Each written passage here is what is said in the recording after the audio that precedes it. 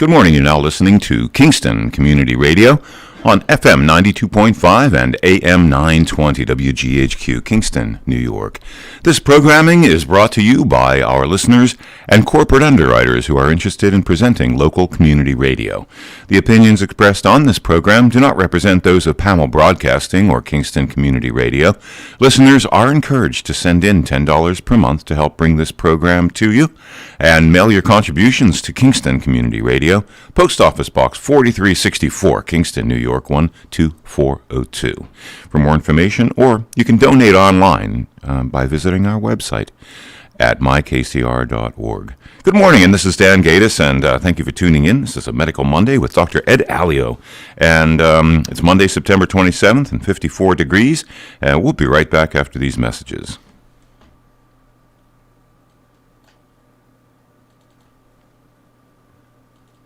Thanks for starting your day with Kingston Community Radio on 920 WGHQ AM Kingston and 92.5 W223CR FM Kingston, New York. Magic 92.5. Hey everybody, Rachel Ray here. Nothing brings a bigger smile to my face than cooking up a big meal for the whole family and lots of friends. But there's not enough room at my table for the 17 million kids in our country who struggle with hunger. That's why the Feeding America nationwide network of food banks collects surplus food to give hope to hungry kids. But they can't do it without your help. Support Feeding America and your local food bank at feedingamerica.org. A message from Feeding America and the Ad Council. Jill, why don't you tell the class what you did this weekend? Well, my dad and I went in search of some magical minnows and found a zillion of them in the stream from our lookout rock. Then my sister and I escaped from an evil slug king and went back to my super twig fort for safety. Then we told stories till it got dark, and the Big Dipper led us all the way home. Wow. Where were you, Jill? We went to the forest. It's not that far away. Ask your parents to take you and your friends to the forest this week. It's closer than you think. Check out discovertheforest.org. Brought to you by the U.S. Forest Service and the Ad Council. Hi, this is Cameron Rylands from Kingston, and I support Kingston Community Radio because it's informative.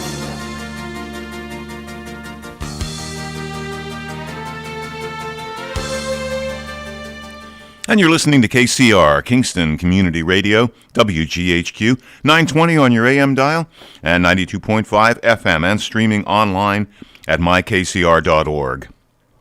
Talk radio at its best, and it's 331-9255, 845-331-9255 to call in and talk to our hosts and guests. Mostly cloudy skies early today, then partly cloudy this afternoon, a high of 77. Mostly cloudy skies with scattered thunderstorms developing late tonight, about a 40% chance of that. And Tuesday, cloudy with periods of rain, an 80% chance of rain for Tuesday, with a high around 65. And Tuesday night, a few clouds from time to time, low of 44. And let's get to the on-air studio with Dr. Ed Alio. Good morning. Good morning, Dan. How are you? Good. Excellent. Hey, Dan, Top of the morning. I don't know if you noticed, Dan, but it's an outstanding sunrise today. Sky is beautiful out there. Yeah, I catch a little of it just as I'm coming down the steps to get to the car. It's coming up now. Yeah. It's really nice. Anyhow, yeah. Thanks for having me, Dan. But you're right. It's coming later. The right. Sunrise is coming That's a little right. later now. And the sunset is earlier. That's sad. Yeah, that's true. Yeah, Okay. shorter days. Well, today, somebody asked me to do something on hearing. So I thought I would do something in a little academic and also clinical about hearing, a little different than what people usually talk about, and have a little fun and see what happens. Okay, Dan? So one of the things, just a little bit of trivia here. I don't know if you knew this or not, Dan, but did you know that humans are born with only two fears, supposedly? One is the fear of falling and loud noises. You get a reflex. It's called a reflex center. So everybody, that's interesting right off the bat. All other fears are learned, supposedly. So I thought that was interesting. Another piece of trivia for people who are brain-oriented, and that is that the average person produces as many as 12,000 to 50,000 thoughts per day. Now, that depends on what kind of thinker they are, Dan. Or how many dreams they're having. Or what? Or Daydreams. Both. Or both. So Yeah. I can't imagine myself 150,000 having, thoughts a day. That's probably true, come to think of it. I don't know what a thought is. Maybe it's like, oh yeah. Or is it something more? Probably a new, I guess a thought would be a new process of thinking that was different than the last one. Yeah, I can't see myself having 50,000, even 12,000. But anyhow, that was a piece of trivia that I found, and I thought it was interesting for all those thinkers out there. How's that? Another thing that is happening, and with the pandemic, people are all into statistics. So I thought I'd pull up some statistics regarding hearing. So for the listeners, supposedly, and this is a statistic that I found, 17% of the population, which is of our country, which is about 42 million people, have hearing loss that can be treated somehow. And the U.S. population is 328 million people, and 10.6% will give you that number, approximately that number of 34 million people. In New York State alone, we have 19,500,000 people, and if there's 10.6% of those people have hearing loss, that's 2,071,000 people need help. And when we talk about help, we're usually talking about nerve deafness, Dan. When nerve deafness is different than an infection in your ear or a sinus problem. That still causes some kind of reduction in hearing. But it's temporary, I guess, right? It's But it's acute, not permanent. temporary. Yeah, Yeah, right. it's not permanent. So those people usually look at amplification or hearing aids to help solve their problem. Another statistic, just to give you a difference between states, we have 19.5 million people in New York State. North Dakota has 760,000 people. We have more people with under a hearing million. loss in New York State than they do population. Right. 760,000 people in North Dakota, and we have 2 million plus people in New York State that have hearing loss. Yep. Pretty interesting, huh? Very populated state. and look how big that state is per square mile compared to us. We've got, Anyhow, there's Buffalo and there's, but it's North Dakota is very agrarian. Yeah. And I would venture to say that the population of North Dakota has a lower percentage of hearing loss people than New York. It's possible because of the urban noise and things like that. What do you think? Well, it's interesting. That's a good point. But generally speaking, it's an age-related thing. So it's the same number, the same percentage of people across the country have hearing loss. So if we say 10% again, they would have about 80,000 people who need help. All right. But interesting enough, back to New York State, we have 2 million plus people who could use amplification, for example, and there's only 1,400 plus audiologists. And I don't think you can cover that, right? You cannot cover that. Oh, geez. And there's 325 plus hearing aid dispensers. Those are people who are, it'd be akin to audiology, hearing aid dispenser, sort of optometrist and optician. So they'd be like the optician part. But the point is that at one point, years ago, there were something like less than there were a number of counties that had no dispensers or audiologists in them years ago.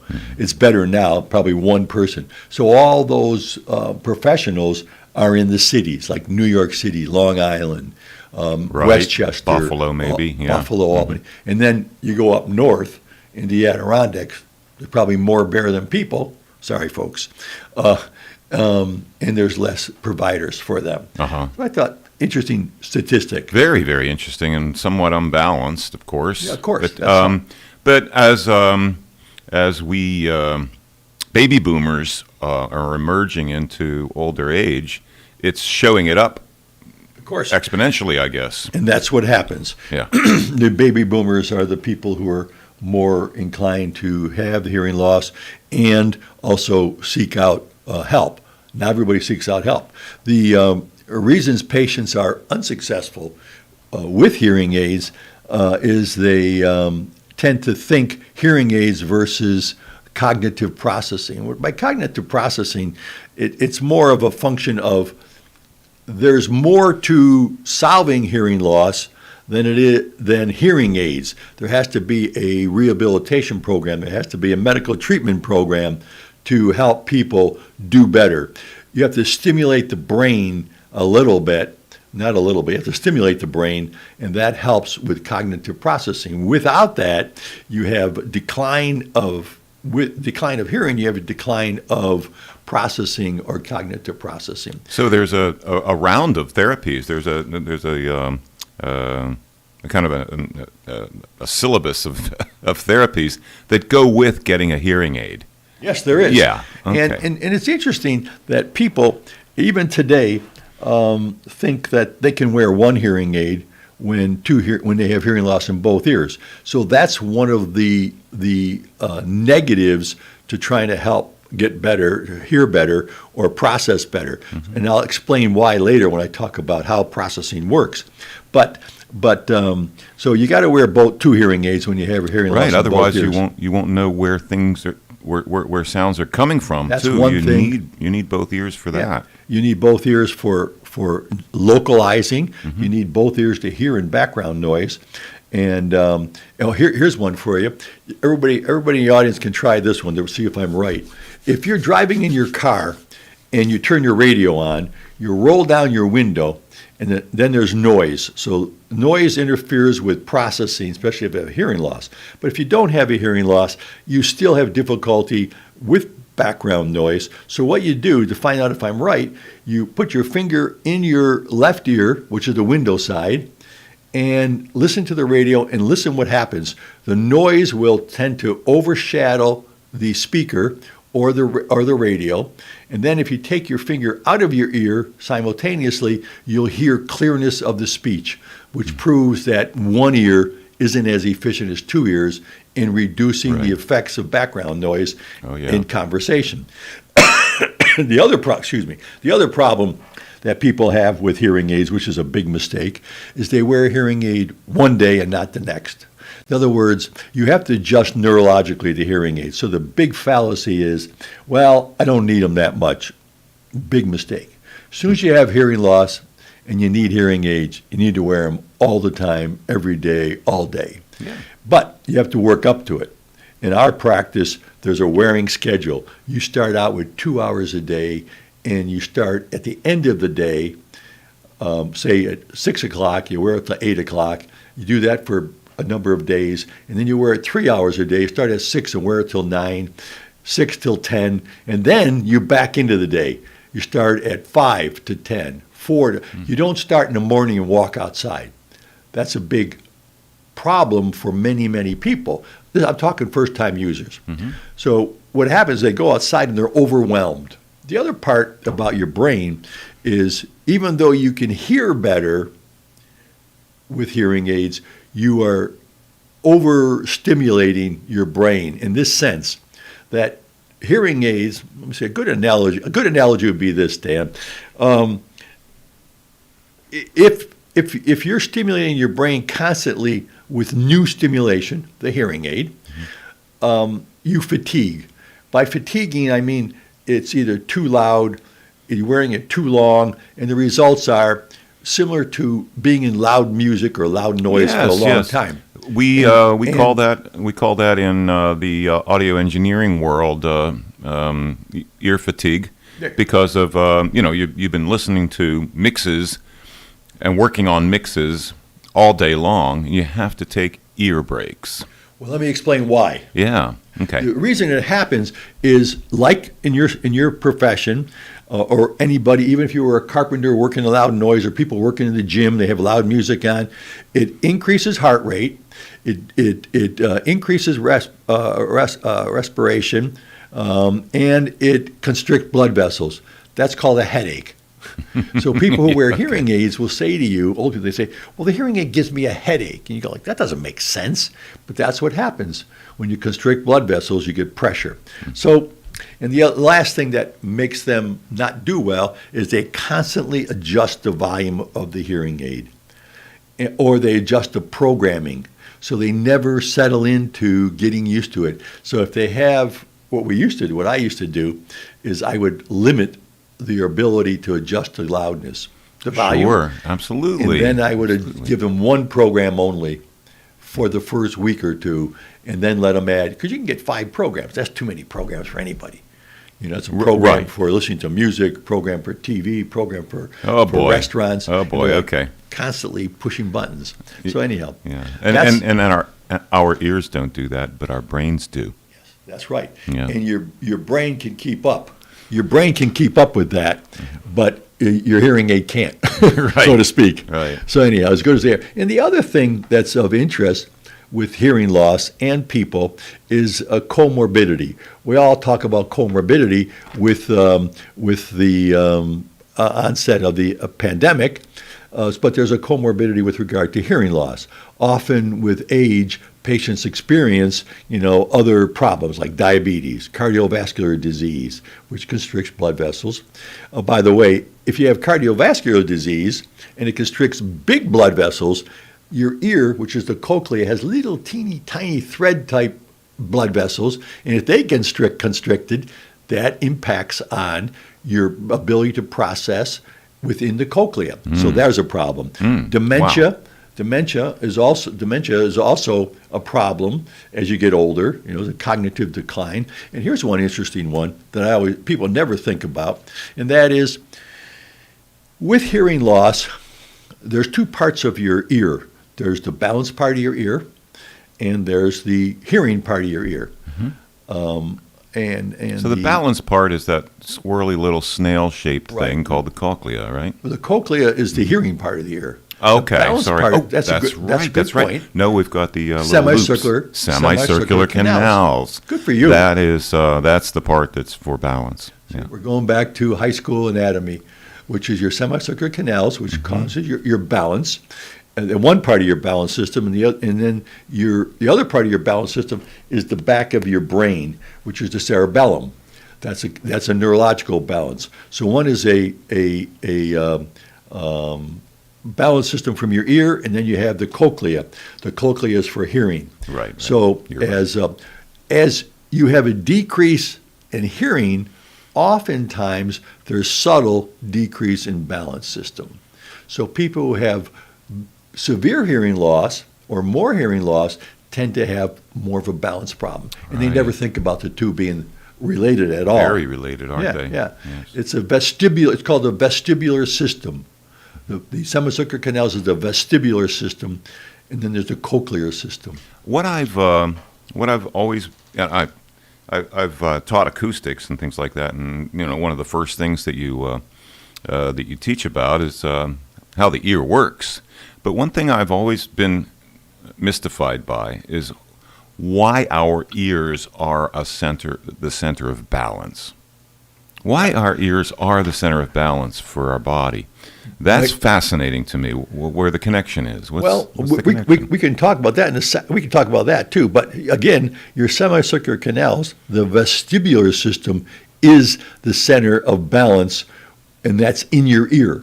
So it's when you tilt your head one way, that's one semicircular canal. You bend over, so there's 3 of them. There's a superior, a horizontal, and a posterior semicircular canal. And when people become dizzy, the posterior and horizontal canals are sometimes involved, and people start to spin around. So people who are dizzy and spin, who have vertigo, we usually look immediately at their ear. If they're lightheaded or they shuffle their feet when they walk, that's your brain. So and they say they're dizzy. So everybody says dizziness, but what is it? Is it vertigo?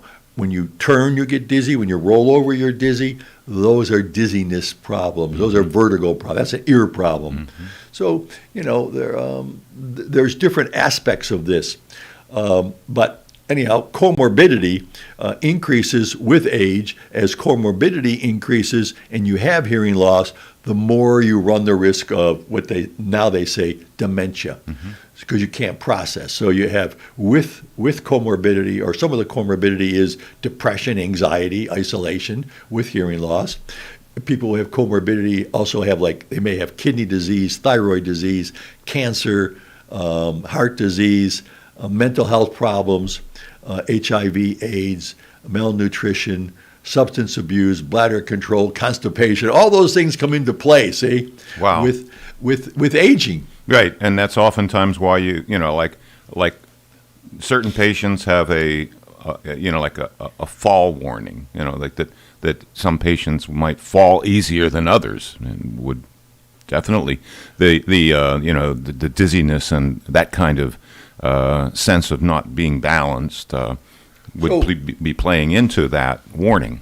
So let's let's take this direction. This will be good. You'll like this one maybe. With your balance system is two parts.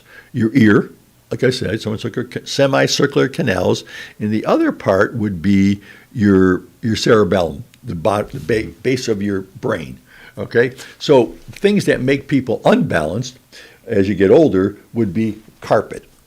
Now, this carpet is solid on the floor we're at. If you get mushy carpet with lots of filler underneath it, people who have balance problems from their brain have a hard time walking on it. They become very unsteady.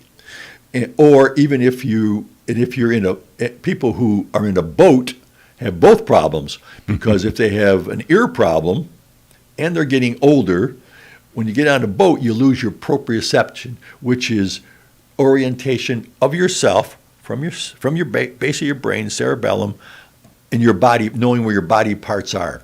See, that's an orientation. So if you have an ear problem, you stay up three ways, Dan: your eyes, your ear, and your proprioception, your brain. So when people have like vertigo and their ear is a problem, what happens to them is when they get on a boat, for example, they lose their proprioception and they get sick. Sure. Or if people drink a lot, here's one for you: drunks. When they drink too much, the first thing people do when they're dizzy is they close their eyes. When you close your eyes, you lost one of the elements of keeping your balance. Eyes, ears. And so what happens, they end up vomiting. So one of the secrets, not for drinking necessarily, but I guess it would work for drinking, would be if people are dizzy, spinning dizziness, if they were to look at something like their thumb, keep their eyes open, it's really hard to do because your reflex, one of those reflexes, is to close your eyes. Interesting. And you get more dizzy. Yep. So I've noticed that many times on the sailboats. Yeah. People who have a tendency for seasickness. I mean, there's some great remedies, but the worst thing to do is to go down below. Right, because you lose your vision. Yes, you lose your sense of what's causing these movements. And what I do oftentimes is if somebody's feeling a little nauseous, I give them the tiller. And then they're responsible for the motion of the boat. That's the same thing with driving. When people drive, Dan, what they do is if you're the driver, you don't get as car sick. Passenger or back seat, same as what you just talked about. Right. My daughter used to get car sick in a bus if we were taking a bus trip or something. And they always allowed her to sit in the front. Yeah, that's how it works. Yes, right. So those are some of the interesting things about hearing loss, and also we talked about dementia. But if you have hearing loss, if you don't stimulate the ear with hearing loss, the less you use your ear because of hearing loss, the worse it gets. The hearing loss doesn't get better, but your inability to cognitively process, that's fascinating, or to hear in background noise becomes a problem. It's not just lack about of stimulation. Yeah. It's not just about adding volume. Right. Yeah. Right. It's not about volume. So lack of stimulation or lack of improvement to the cochlea, it works its way up to your brain, which is your central auditory cortex. So there is a trip up there, so to speak, from your ear, which is the cochlea, that snail thing you talked about, to this part of your brain right here, which is the central auditory cortex. That was the left. He was pointing just above the ear to the left side of the brain. Right. Yeah. But it's on both sides. Yeah. Okay. That's good. We're symmetrical there. Yeah, there we go. Hearing loss is a degenerative process. It doesn't get better, and with age, it usually gets worse. So anyhow, that's interesting. Let me just talk for a second about how this works because we're running out of time. This is kind of unique, and if you're a little bit of on a science part of it, you might find it interesting. But the cognitive processing neurologically works like this, Dan. You have that snail type aspect, which is called the cochlea. We're going to call that stage 1. Good. It's easy. Yeah. So what that does is it sends information to the first stage 1, which is the cochlear nuclei, whatever that is. But that does temporal coding. Temporal by time, I mean. It's a timing thing. So that if you have hearing loss, and it's a high-pitched hearing loss, and people have problems processing right out of the cochlea to this first stage, what happens is some of the things that happen to them is that they miss the beginning of words or the ends of words. So they're the people who sit there and they're listening to you, but they're chasing the conversation. So they just become a lump and they stop participating in talking. Because they're not hearing the consonants and things like that. Well, they don't hear the first part, which could be a consonant. Okay. And they don't hear the last part of words. So they're thinking, what did he say? Okay. While you're thinking about what's being said, the conversation's going on. And they finally stop listening, so to speak. Stage 2 is another area called, it's called the superior olivary complex. Nice word. But that analyzes or filters auditory information. So it's a filtering system.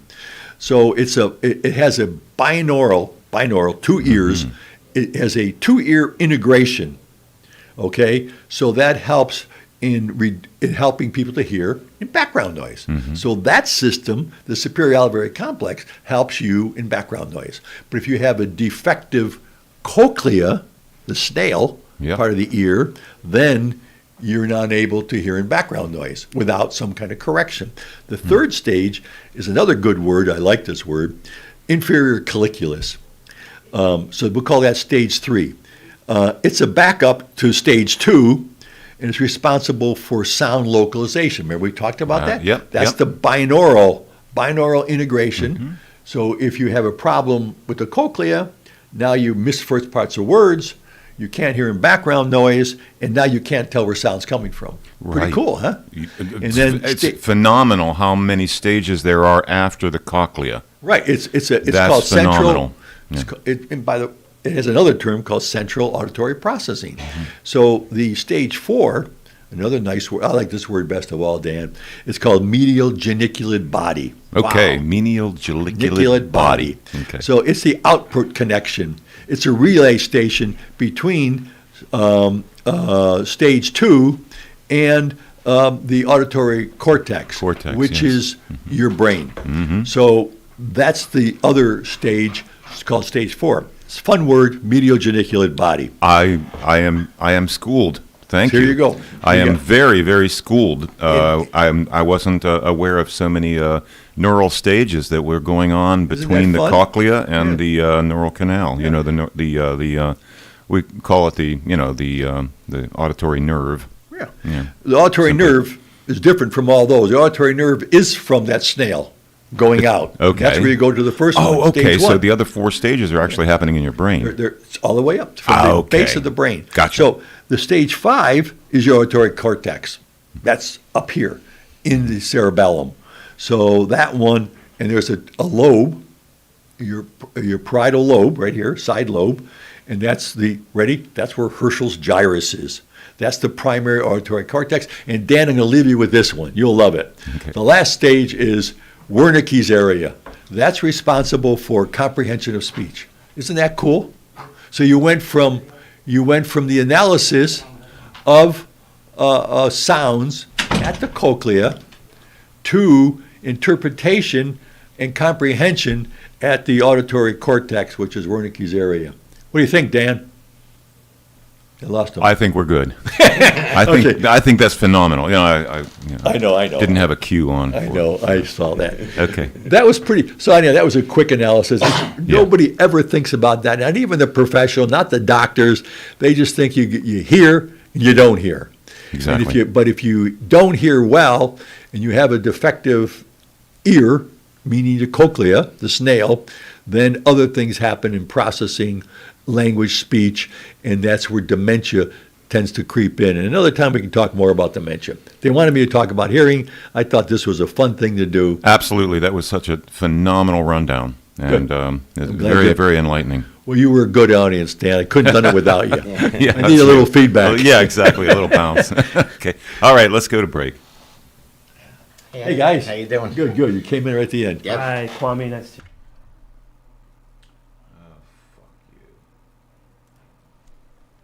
And you're here with us at KCR, Kingston Community Radio, AM 920 and 92.5 FM, WGHQ. It's Monday, September 27th, and 54 degrees here in Uptown Kingston. You're here with Dr. Ed Alio and his guests. And we'll be right back after this break. Thanks for starting your day with Kingston Community Radio on 920 WGHQ AM Kingston and 92.5 W223CR FM Kingston, New York. Magic 92.5. Hey everybody, Rachel Ray here. Nothing brings a bigger smile to my face than cooking up a big meal for the whole family and lots of friends. But there's not enough room at my table for the 17 million kids in our country who struggle with hunger. That's why the Feeding America nationwide network of food banks collects surplus food to give hope to hungry kids. But they can't do it without your help. Support Feeding America and your local food bank at feedingamerica.org. A message from Feeding America and the Ad Council. Electrical fires can be caused by overloaded circuits or outlets, frayed wires, faulty appliances, or deficient cords. This is Central Hudson reminding you, in the event of an electrical fire, call the fire department and let them know it's an electrical fire. Never use water to put out the flames of an electrical fire, as that may cause serious shock. And use only an approved fire extinguisher. If possible to do so safely, shut off the main breaker. Your safety matters. Hi, this is Diane Eastwick from Athens, New York, and I support Kingston Community Radio, and so should you.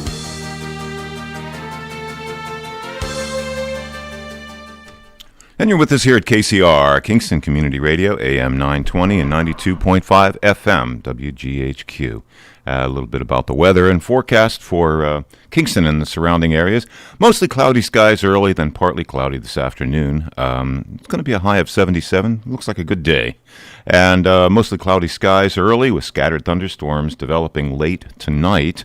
Low of 59 this overnight, and it's a 40% chance of rain tonight, and that climbs up to an 80% chance of rain Tuesday. Cloudy with periods of rain, high around 65. And Tuesday night, a few clouds from time to time, a low of 44. And Wednesday looks great. Mostly sunny skies on Wednesday, high of 66. And Wednesday night, partly cloudy with a low of 47. Let's get back to the on-air studio with Dr. Ed Alio and our new guests for this half hour. Welcome back, Dr. Ed Alio. Thanks, Dan. We're back. Well, we're going to move off of hearing. We're going to talk about something a little different now. Mike's here, Mike Enoch, and he brought an associate of his, a friend of his, Kwame. And Mike, what does Kwame do now? What organization does he represent? Well, I met with him through the it's a program called the Kingston Mutual Aid. It was something that was created here locally during COVID when there was a big need for people that couldn't get out and still needed things. So through social media, because people were still on social media, they found it as a good outlet to let the people know what they need in the community, and then see how we can help them in the community with community members helping community members. Doing what though, Mike? they need help with assistance with maybe some bills sometimes, some food, even some clothes, things like that, any kind of need that they may have that they may not be able to get through social services or through some other outlets. A lot of programs available, but sometimes you have to have an income requirement, and there's a lot of jumping through hoops to get services. So people might need things right away. So we have here with us here is Kwame. Hi, Kwame. How are you? I'm good. How are you? So Mike was just telling us a little bit about Kingston Mutual Aid Program, which I assume you established? Oh, no. I currently am a moderator on the Facebook page, and so is Mike.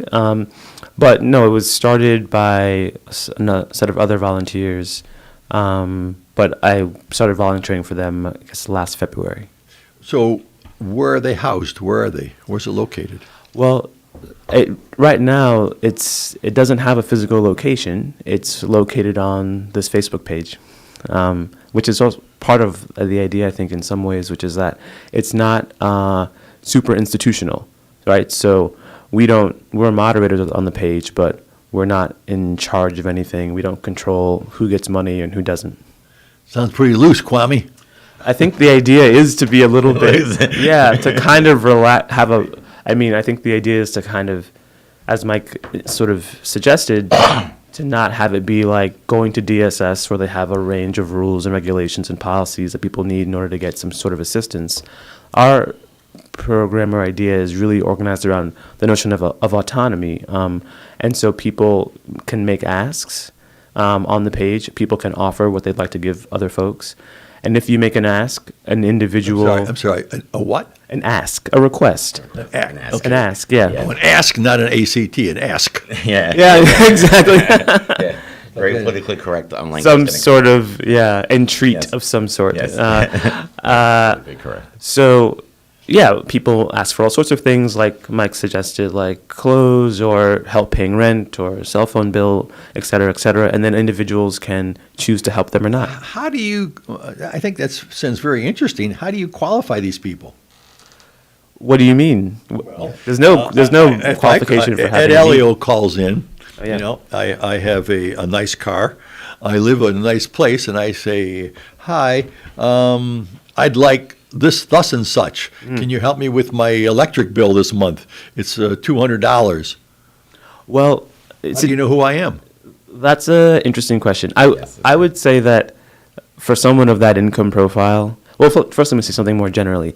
It's really hard to ask. A lot of people feel ashamed to ask for things. So I think people who have a certain kind of income, they'd be dissuaded even on a kind of just personality or cultural level. Right. Okay, let me just cut to the chase here. I wouldn't call in. Sure. Ed wouldn't be in there. But you know, our society has changed, and I don't care how you guys look at it, it's changed. There are people who, I hate to be mean-spirited about this, I won't be mean-spirited, I'll just say scammers, and they'll call in, and you're going to give them money, or you're going to pay the bill? Am I personally? No, not you. Well, but that's the point, right? Which is that it's individuals who choose to give or not, and we assume that everyone's an adult in sort of two ways, right? So our idea is that, like, you're an adult, so we're not going to, like, for example, a welfare office, make you do a lot of educational programs to get help. And also we're like, you're an adult, so you're aware that human beings can occasionally be dishonest. And so you can make the choice. Kwame. You're Kwame. Maybe a little bit of one. But that's maybe a little bit of Kwame. Yeah, a little. Tragic turn somewhere. Left turn and out. We can go there too if you'd like. Yeah. Okay, Kwame. Oh God, here we go. You know, it's nice that you have such high esteem about individuals. I'm a little more leery about some of those things. I think it's great what you do.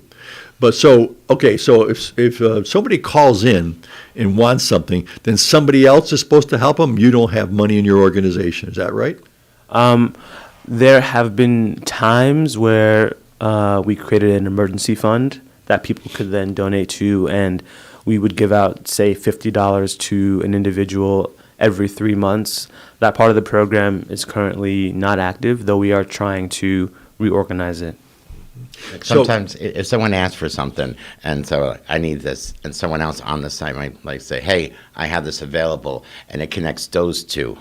And so like say, oh, this person needs this, this, and that. Hey, I can probably help this person this week. I'm okay with my bills. I can help this person. So that person would reach out to the person directly. I saw your post. How can we work this out? And then it brings people together in the community kind of anonymously. So like the person who asked for help, the person who's helping them may not necessarily come on and say, I'm helping them. They just kind of help them. And They don't meet each other. Sometimes they do. So because sometimes people deliver items or food to people. So the food part I like, by the way. Okay. The money part I'm a little skeptical about, by the way. You don't have to do it. Yeah. No, but you're right about the, being skeptical about it. And that's why, like, with the moderators can look into, see some posts and know histories of people, like histories of their posts, not like judging whatever they're doing, but history of their posts to see if there's like a lack of continuity. The story's not making sense. Last week he said this, now he's saying this. So it's kind of like moderating and talking to the person, maybe one-on-one, and seeing what specific help they need. Because sometimes it could be someone maybe who is trying to build things. Very interesting. So, Kwame, how many, would you say, asks do you get a day or a week? Oh, I couldn't tell you. Yeah, you couldn't tell me. Yeah. It's not the sort of thing that we would keep track of. Really? I'm surprised. I thought, in a sense of establishing a presence in a community, we just had a discussion about statistics, with the pandemic, we know how many people got sick, how many people go to the hospital, how many people do different things. And that helps individuals understand the vitality of a program or of what's ever going on. So, do you have any idea how many asks you get? Well, it's interesting. I think most institutions that are trying to assess their vitality, as you would put it, are doing so to make a case for money, right? So they're saying we're effective, so donate to us. Or if we're a business, like we're making money, so investors invest in us.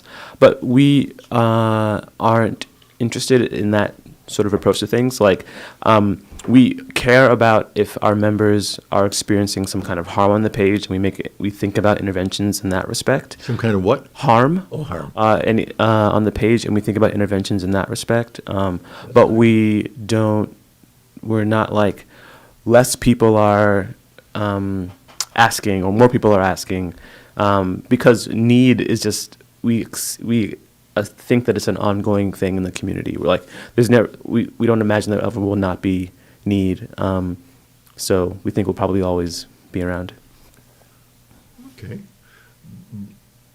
Yes, but somebody like me who doesn't understand, yes, obviously, sure. And would like to understand, yes. I think. What's still confusing you? Well, the part that confuses me is that there's no, if I wanted to do something or if I wanted to promote this or see this promoted, people need to know how efficient an organization is. I'm sure you're very efficient, by the way, I can tell. I think it's just an idea. I mean, I'm a statistic guy. I like numbers. I'm think of it less as an organization and more as a forum for, as Michael said, people to come together and help each other. It's not, and it's really organized around the idea we're all we've got, we're all we need. So which is a way of saying we aren't the government, right? That's good. We don't actually think the government's really great at solving the major crises that are produced by. I believe that. Yeah, capitalism and all sorts of things, and I don't believe that part, but go ahead. Oh, we can get into it, but we also don't.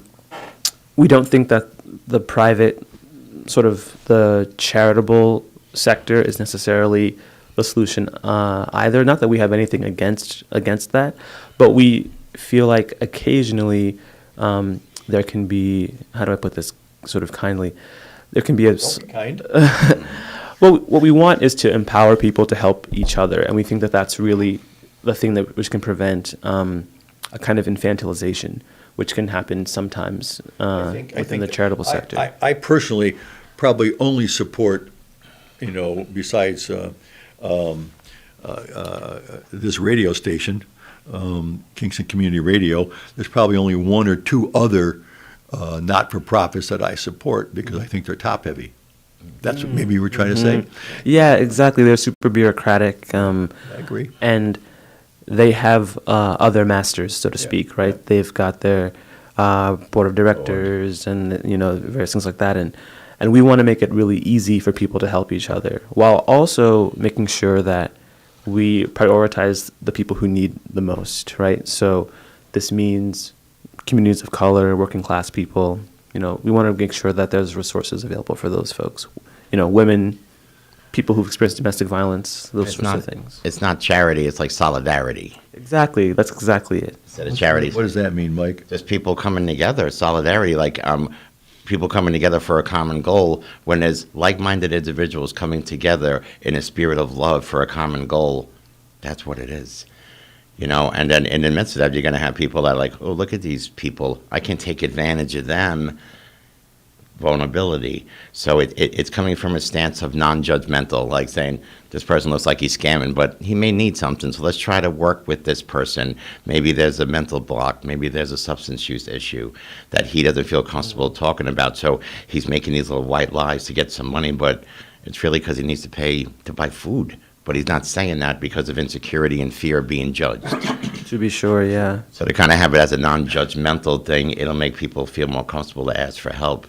Like today after work, I'm dropping off some clothes and a packing plate to someone. My wife got on with the community aid. They needed help. She wanted a private message in her, and every so often my wife will get some things together for her because she feels safe with reaching out to my wife now because she knows that my wife's not judging her.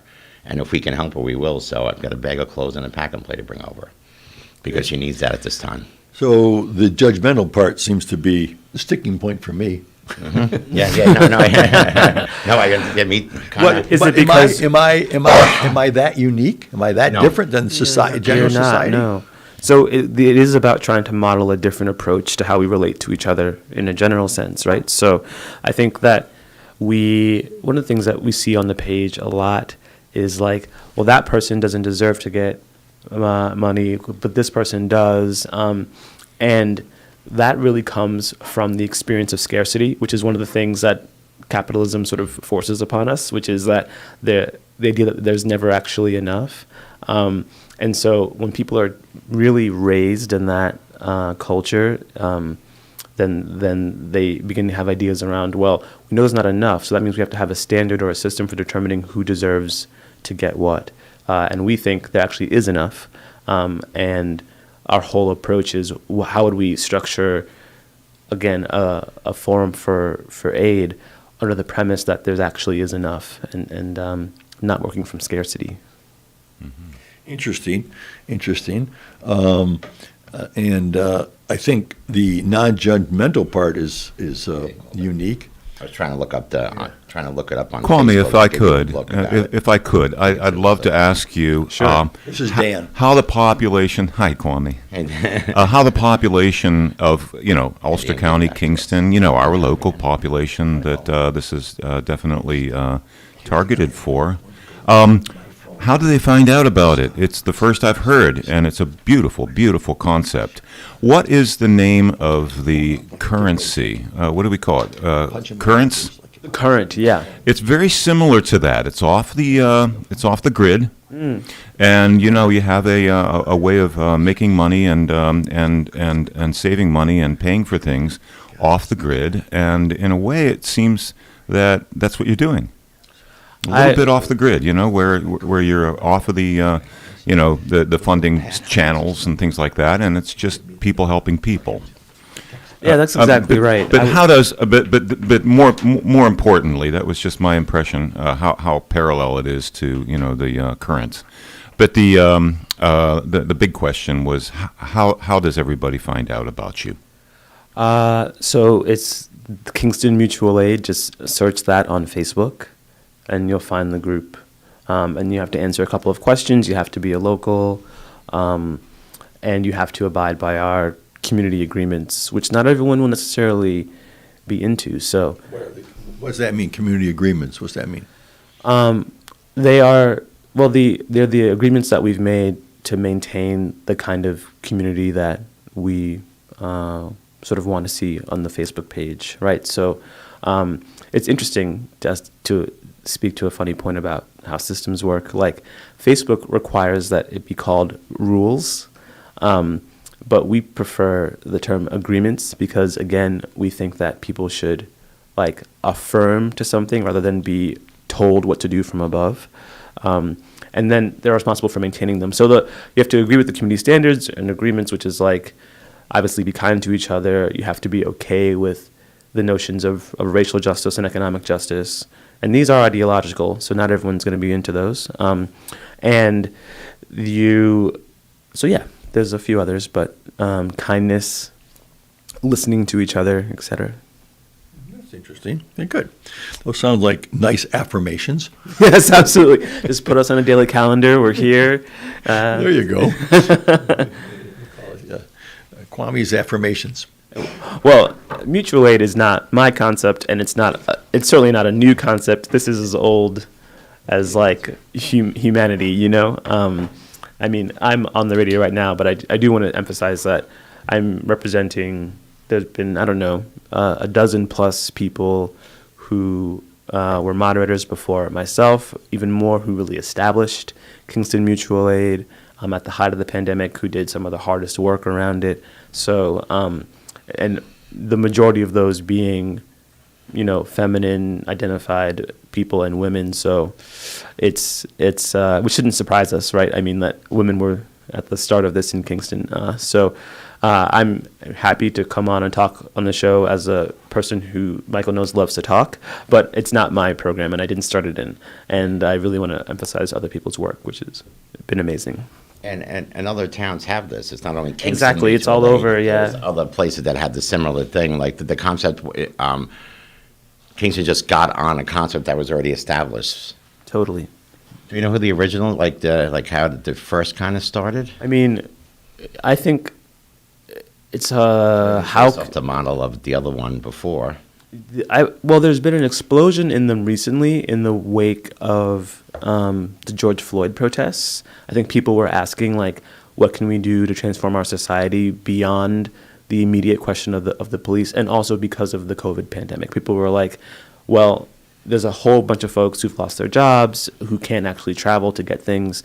So those two things together have produced a real explosion in interest all over the country. But the actual, I think, mutual aid organizations, you could go back to the labor movement, you know, which has all been about notions of solidarity. I tell you, I feel like we're zigzagging around in my brain anyhow. Oh, sure. I mean, I understand the idea of Kingston Mutual Aid. For me, it would be the philosophical discussion we're having here, which immediately polarizes people. I mean, you just did it to me. Do you feel polarized? Of course I do. Let me tell you why. Which pole are you at? North or south? Sorry. Okay, he's going to send it. The reason I say that is because, you know, I think helping people, mutual aid, having people ask for help, outstanding. Politicizing it to the police, which you did a second ago, which I'm a very strong supporter of the police. So when I hear you say that, as much as I'd like to help the Kingston Mutual Aid, I have to go, gee, my gut just turned over. See? So maybe in your sincerity, which I'm sure you're very sincere, you seem like a nice guy, that by throwing your politics into it, it keeps people from participating, would keep me from participating. Oh, sure. The idea is great from what Mike said, but when you talk about George Floyd and the police immediately, I don't know where George Floyd works into Kingston Mutual Aid when I want to help somebody, because you know George Floyd was a different situation. We all feel bad about it, but you know, in the police person, whatever that deal is, it's all down the road. Sure. So by conjuring it up and bringing it back for guys like me, people like me, I go like, hell, I'm not participating.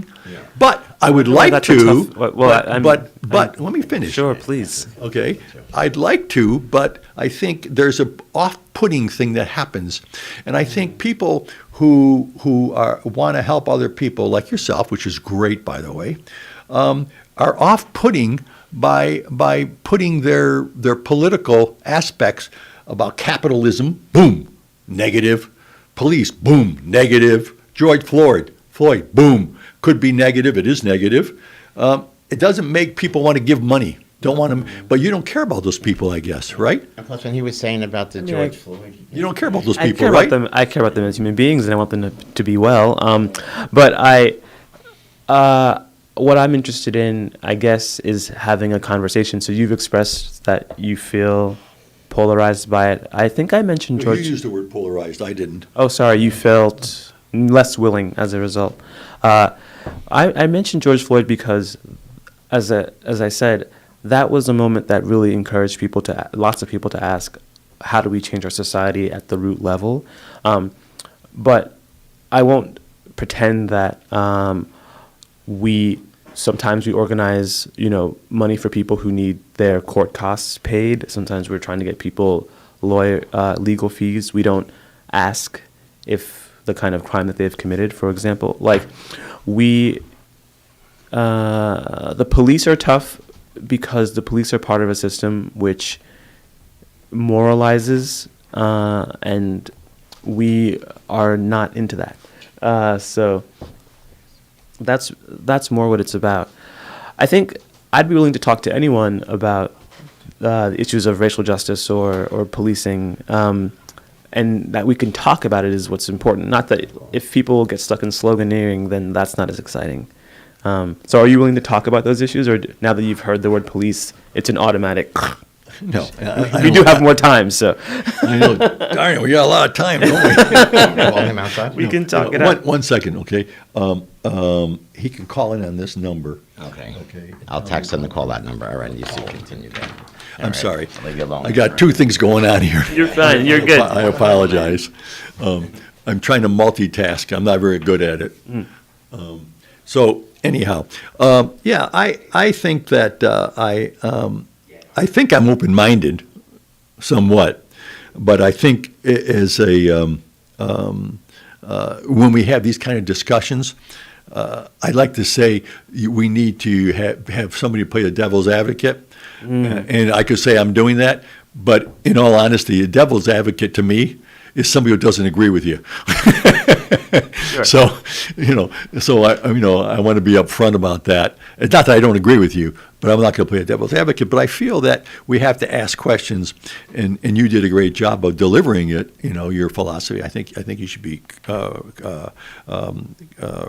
supported with that, and it's a very nice way to do it. So I think it's important that when you're doing an organization like yours, which is to help people, and that's always good, that you're able to bring people in. Yes. Be inclusive. That's right. And my fear is sometimes when we politicize stuff, we become less inclusive. And sounds like, based on, I don't know you very well, but it sounds like you're more of an inclusive kind of guy than not. So that's just a point, I think the concept of people asking for help, and whether it's for court costs or other things, is good, because we never, we never know what people really need. That's what's going on. And it's so hard for people to be vulnerable in public. Of There's course such it is. shame around. I think, we used to have a debtor's prison. There's such shame around being in financial hardship in our society. Well, I'll tell you what, we're going to pick up on this in about a couple minutes. Is that right? We're ready to take a break? Absolutely, yeah. We can take a break now, and we'll be back just a little bit after 7:30. Good. A little bit after 8.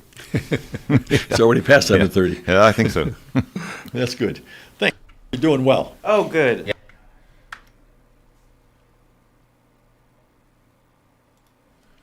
You're with us here at KCR, Kingston Community Radio, AM 920 and 92.5 FM with Dr. Ed Alio and his guests. And KCR is Kingston Community Radio, WGHQ, AM 920 and 92.5 FM. It's now 7:59, and it's Monday, September 27th, 55 degrees. This last portion of Kingston Community Radio was brought to you by Central Hudson. We'll go to our break. Thanks for starting your day with Kingston Community Radio on 920 WGHQ AM Kingston and 92.5 W223CR FM Kingston, New York. Magic 92.5. Hey everybody, Rachel Ray here. Nothing brings a bigger smile to my face than cooking up a big meal for the whole family and lots of friends. But there's not enough room at my table for the 17 million kids in our country who struggle with hunger.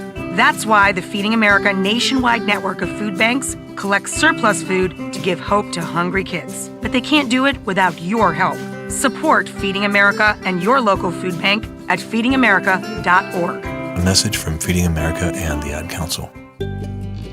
Central Hudson's mobile app has a new look. It's the place to view and pay bills with ease. Check your electric and gas usage to better manage your energy consumption to save money. And report an outage, anytime, anywhere. Use the app to easily submit your meter reading to avoid estimated bills. Download it today from the App Store or Google Play. It's free and easy to use.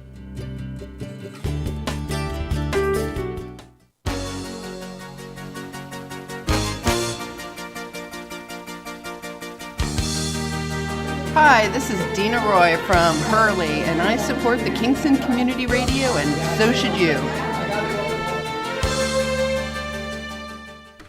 You're listening to WGHQ AM 920 and 92.5 FM, the home of Kingston Community Radio. My name is Dan Gatis, and it's 55 degrees here on this Monday, September 27th, and our call-in line to our hosts and guests is 331-9255. A little bit of weather again. How are we doing for the next couple days? Mostly sunny skies on, going to scroll back here. Mostly cloudy skies today, then partly cloudy this afternoon with a high of 77. And Monday night, mostly cloudy skies early with scattered thunderstorms developing late. There's about a 40% chance of scattered thunderstorms tonight. And 40%, and it's a low of 59 degrees. Tuesday, cloudy with periods of rain, high around 65, winds light and variable. Chance of rain is 80%, and a few clouds from time to time. Tuesday night, and a low of 44. Now we do get a nice sunny day on Wednesday, with a high of 66, and partly cloudy skies on Wednesday night, a low of 47. And this upcoming portion of Kingston Community Radio is brought to you by Herzog's. Stop by Herzog's Home and Paint Center in the Kingston Plaza for all of your home building and maintenance and painting needs, and discover the difference of buying local. Sales ongoing at herzogs.com. Sober living. Now we'll celebrate our wonderful birthday guests. We're back on, and we will celebrate our wonderful birthday submissions here today. It's a happy birthday to Carolyn Sinnott, September 27th. Have a great day, Diane, from Diane. And happy birthday, Caroline Sinnott. You won the famous Boyce Dairy Milk House cow pie. Pick it up at 62 O'Neill Street anytime after 8 o'clock today. For her birthday. Yeah. Okay. Thank you, Caroline. And Christmas, a birthday party. and we're back.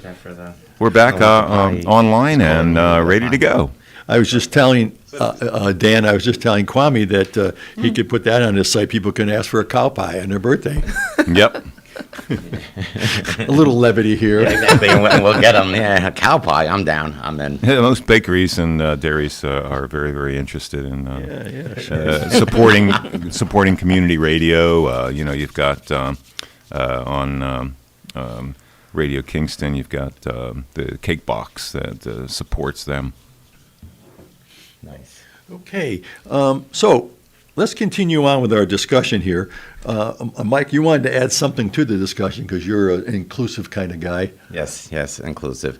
No, and he was talking about because sometimes all it takes is someone to say George Floyd or one word to like just misconstrue things. When that happened in society and how everything got flipped up on its side, there's still people that need help. So this kind of brought attention to like, hey, there's a lot of people on the ground here who are dying and not getting the assistance because of this other stuff. So let's focus on the ones on the bottom who need the most help, and let's try to get them to a place where they can, eventually start helping people too. It's like a hand up type of thing. It's not a hand out, it's a hand up. It's like, all right, you're having a hard time. Come on, let's pull you up. I understand all this stuff.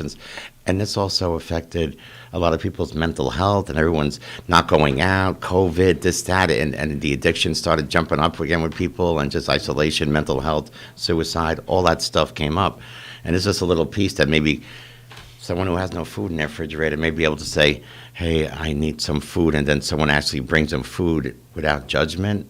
It might make them feel better about themselves, and then they can start getting out of the house and maybe finding work instead of sitting home being depressed about it. Because we don't know what everyone's personal situation is unless they tell us. The only thing you know about the person next to you is what they're willing to tell you. So someone, it's kind of brought up that there was more people in need that maybe you may think, and just find a way to help them. It's not like you're going to walk down the street and say, hey, you need help.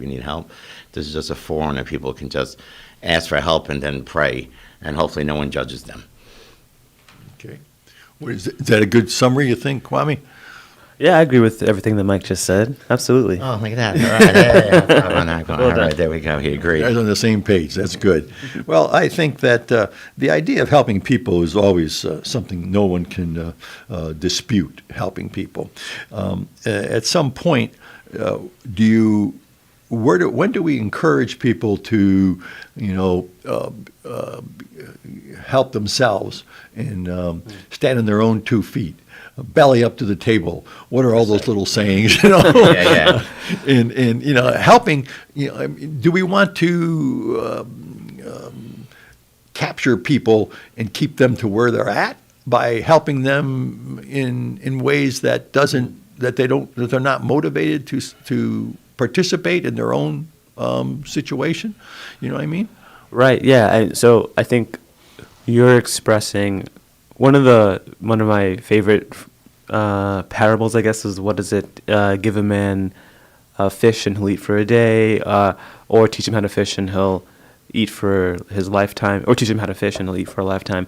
But I think part of what our idea is that, well, what if that person doesn't actually like to fish? And what if someone else has a ton of fish and they're just sitting on it? So, and the other person does need to eat, the one who doesn't like to fish. So I think our idea is like, and if they have enough fish, if they can be given enough fish, then maybe they could also have the time to do what they actually like. Which is what? Well, we don't know, right? But we think that. How about let them do what they like doing? Nothing. Well, what if that were true, right? What if they didn't like to do anything? Yeah. Why would that be so terrible? Well, because maybe not. You use the word terrible, but I'm just saying it's not motivating. How does that person help another person to pull themselves up by their bootstraps if that individual who is getting help likes doing nothing and doesn't give back? Where's the giving back part? Where's the charity in that for the other person receiving? They should be charitable, like the giver is being charitable. Well, the giver is being charitable for their own reasons. Okay, I got it. We don't necessarily, and one thing that we really try to put down is the notion that the giver is like good, and that the person who's needy is something other than good. No, that's not where I was going with this. I'm saying for the person who doesn't do better, likes doing nothing. Your words, doing nothing. What's wrong with doing nothing? Well, doing nothing, you don't participate in society. So how do you help other people when people are helping you? Well, that's for that person to. I'd like to talk to that person and ask why if they want to talk to me about it, I guess. But it's really for that person to figure out their motivations, and it's not for me to say you should be giving back. Well, it's nice that your altruistic attitude is so non-judgmental, but life doesn't work like that in any society. I don't care if it's in China or United States. It is judgmental. Matter of fact, the communist countries are most judgmental of their people. And so are socialistic countries most judgmental. And the people on top in socialistic countries, they have the same thing. You talk about capitalism, socialism, they're on top. The ones who have the most keep the most. The ones at the bottom don't have anything and stay at the bottom in many countries. Venezuela is a perfect example. Anyhow, aside from that, because I don't want to go down that road. Okay, because I'd love to talk to you about Venezuela if you'd talk like. about some other time. No, he's good with that. But back to the person who wants to do nothing. Sure, Maybe yeah. You can help out, Mike. I'm thinking there's a fine line between helping someone and enabling them. There you go. So, like, when the point, it's like, all right, there's something up with this person. They're obviously, maybe there's more than what they're saying. So that's when a moderator or an administrator would reach out to them personally to try to assist them, because we're seeing, hey, there's obviously something wrong, and we don't want to just be enabling the person to continue to do, like, lie, if that's what they're doing, or just, all right, I'm going to get food for them, so today I don't need to look for work. So that there is a fine line between helping and enabling. Well, Mike, I disagree. We don't do that. Yeah. We don't actually investigate if a person is looking for work or not. We don't. If the only time we would reach out to someone is if their post is in violation of the community agreements, or if they've done an action which has harmed another member. But we don't investigate people. We don't, if their stories are not lining up. That's not what we do. That's what other organizations do, right? But we don't do that. Okay, well, I think that's interesting. You guys just had a little diversion from thought process here from each other. It's a democratic organization, of course. So. Exactly, yeah. See, I'm big on not enabling people. And if I don't know what the word enable, there's an assumption within the word enable that. Of course there is. But I don't know what it is, what's to be avoided. It's that they're not working, and so therefore what? Not working to solve their problem. What's their problem? If you were in NA and AA, and you continue, somebody says, it's okay, here's a needle, I know you're trying hard, but I don't want you to hurt yourself, so here's a needle. That sounds like enabling. Or you're an alcoholic, listen, it's okay. You're working hard at it, you fell down. You fell down, no problem, you're getting back up. That's good. You fell down, but you don't want to get up. Here's a drink. I can't do that for you. Maybe it's the quintessential of tough love at that point. Oh yeah. I don't know. So you don't care if what'd you say about? He said about enabling. You said we don't do that. What was the context? I forgot now. You got to help me. Our disagreement. Yeah. I think Mike said that we will look and see if we can help people if they seem to have a consistent issue. I think not enable them. And not enable them. Yeah, and I think I would want to abandon the very notion of enabling. Like, I think. So you mentioned someone using a needle. So if someone does have a drug use issue where they shoot up, I think that they should have access to clean needles. I think that people should have a place to, like, where they could do drugs, or if they could, so they could avoid things like fentanyl. Like, that would be safe and clean. Of course I could see you doing that. Yeah. And that would be enabling. Or the reduction of harm. That's a potential death sentence for somebody. Do you know what's happening in last year in New York State? 22% more people are dead because of overdosing. That's right. Because 2% were enabled. I don't know. Maybe none were enabled, but But we already have a society where we stigmatize drug use and where it's illegal, and that hasn't stopped those people from overdosing. So clearly, the way we're doing it now isn't working. Some people may stigmatize drug use, but look at marijuana is legal, so it's not so stigmatized anymore. But I think the stigmatism, if you will call that, is a fear of people dying. not Yes, of doing that's drugs. That's exactly right. So you're enabling them, so the word, you and I are stuck on enabling. Well, no, I appreciate the word that I brought up. I appreciate that. Mike. Thanks, Mike. Catalyst. I appreciate that you mentioned the fear of death. I think that is actually a huge part of what motivates people's attempt to stop others from using drugs. And I think our fear of death, we could imagine that it's a healthy thing. I recommend everyone listening to this to read this amazing book by Sheldon Whitehouse, and I have to look up the title of it, which I'll get back to in just a moment. He has done this incredible psychological research on the fear of death, and found that, so he took people, obviously he had control groups and experiment groups, and he exposed them to subliminal reminders of their own mortality, and he found that after that, they became more likely to express anti-Semitic or racist views.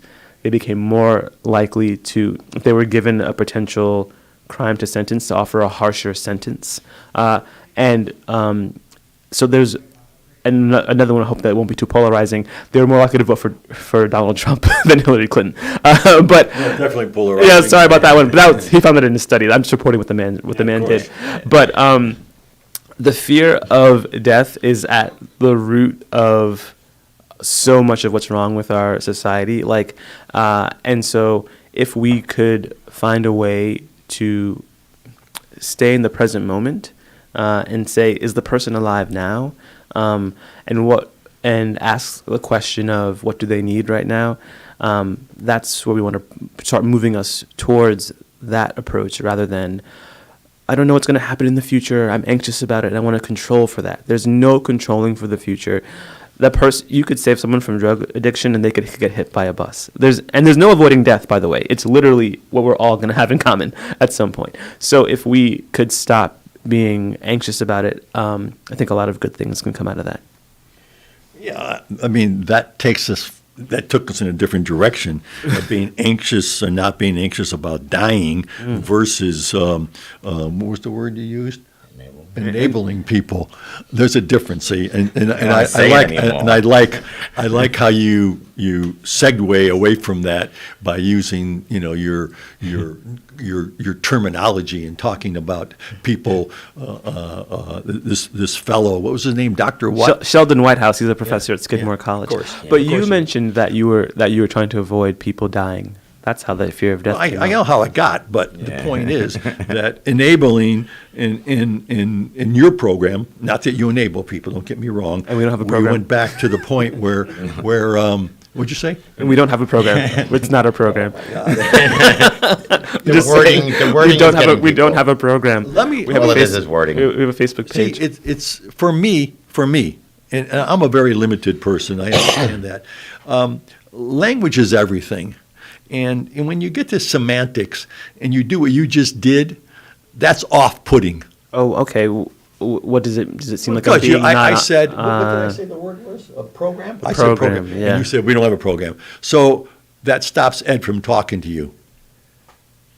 So I mean, what do I do next? What do I do next? Oh, I'm sorry. I think language is super important to me as well. So, because even a couple of times you said your organization, your program.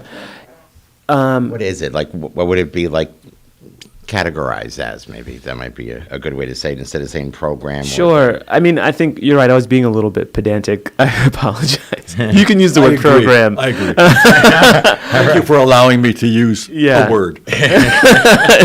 Program's fine. I think I probably just want folks to really understand that it's not a institution that directs people. The word program to me makes me think of we put people through an education, which we don't. For a guy like Ed Elio, it's the essence of what it is that you want to put forth. So when you get stuck on program, my program, the word, the other word, then a block goes up. What do you care what they say? I mean, see, you're stuck. You want it to be your language. Or no language, whatever that word is. I suppose that's right. And so when you talk to somebody like me, because I'm a little hardcore, And I mean, I have my beliefs, and you have your beliefs, and Sure. when I say program to find out what you do, we don't have a program. Like, what the hell are we talking about here? Fair enough. Let's call it a program. Yeah. You. Thank you. All right. Anyway, what were you Shook his saying? hand, And by they the shake way. hands. There we What's go. that? Well, for people who don't see it, I said, and they shake hands. Oh, look at that. So anyhow, let's get back to Yes. the essence.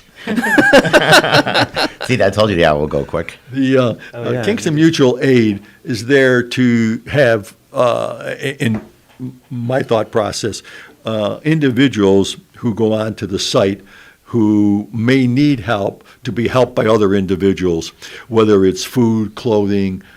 You can't do a pat on the back, I guess, but maybe Of course you could. can. Maybe you could. Yeah, you can. Rah them to help them any way you can. I think that's a great idea, by the way. I think it's different than other people. I still think statistics are important. Yeah, I know you don't, but it's good. You know why it's good? Let me just tell you. It's a way for people to know that you impact others.